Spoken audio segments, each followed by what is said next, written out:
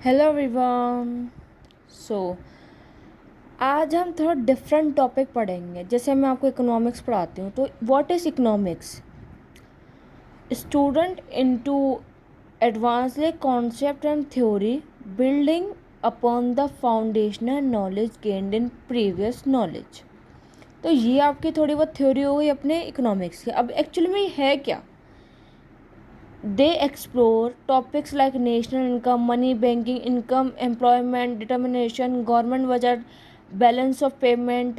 The circulation also includes a project has a chosen economic state topic examinations development experience in India comparing its other the nation। ठीक है।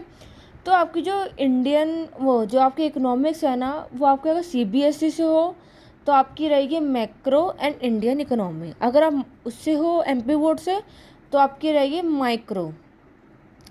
ठीक है, micro और Indian economy. अब ये तीनों है क्या?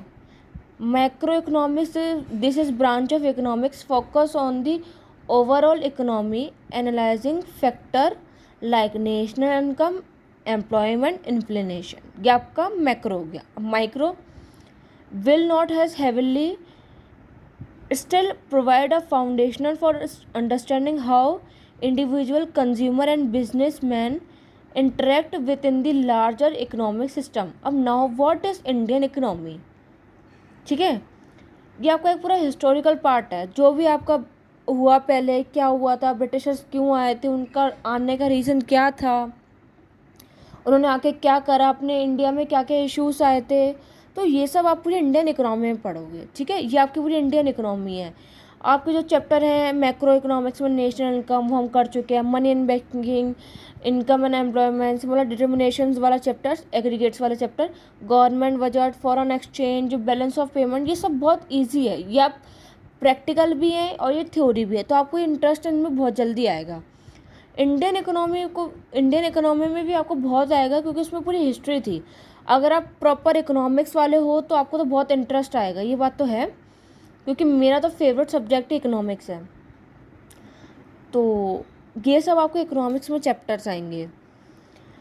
अब इसके कुछ बेनिफिट्स की बात करते हैं कि बेनिफिट्स ऑफ इकोनॉमिक्स क्या होंगे, क्योंकि बेनिफिट्स उसके बहुत हैं। अगर आप इकोनॉमिक्स पढ़ते हो आगे फ्यूचर लाइंस बहुत अच्छी हैं, आप जिसमें फील्ड में जाओगे बहुत अच्छा है। इसमें आपकी स्किल्स डेवलप होंगी, इसमें आपको करियर लाइंस बहुत ज़्यादा मिलती हैं।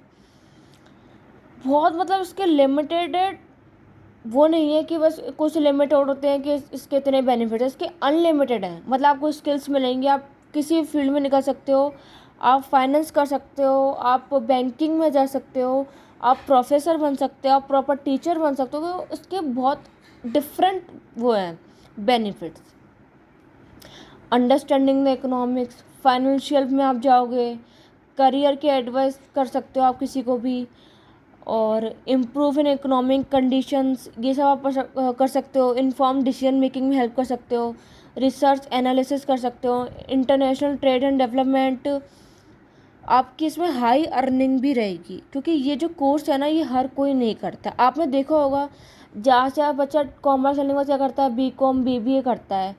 अब क्या है, ये कोर्स है जो बी इन इकोनॉमिक्स है, तो आप इकोनॉमिक्स ऑनर कह सकते हो या आप बी इन इकोनॉमिक्स कह सकते हो, बोथ आर सेम। ये इतना कोई बच्चा करना पसंद नहीं करता क्योंकि वो सोचता है कि इसमें कैसा आएगा क्या आएगा। ये पार्ट टफ तो है, बट इसकी जो अर्निंग है बहुत हाई है, इसकी फील्ड जो है, इसके जो करियर ऑप्शन है वो बहुत सारे हैं। ठीक है, terms of money generated such as net income revenues, it can also be money saved by discussing a policy to reduce cost। मतलब बहुत एक एनालाइजिंग पार्ट में भी जा सकते हो। ठीक है, अब अपन इसकी बात करते हैं ये क्यों इतना इम्पोर्टेंट है। Economic importance refer to the significance value और necessary of something within the context of a country region और सोसाइटी इनकम इकोनॉमी। तो आपको ये जानना बहुत ज़रूरी होता है कि आपको सोसाइटी में क्या चल रहा है, क्या है, आपकी कॉस्टिंग वगैरह क्या चल रही है, क्या है। इसमें आप सब कुछ हर चीज़ की आपको नॉलेज होती है। ठीक है, अब इसमें आप जीडीपी वगैरह भी पढ़ सकते हो, ग्रॉस डोमेस्टिक प्रोडक्ट के बारे में पढ़ते हो, जैसा अपन ने नेशनल इनकम में पढ़ा था। और इसमें आप स्केर्सिटी के बारे में पढ़ोगे जो आपने 11th में पढ़ा था, माइक्रो एंड स्टैटिस्टिक्स। तो एक ये पार्ट बहुत इजी भी लगता है, एक पार्ट ये टफ भी होता है। So thank you everyone.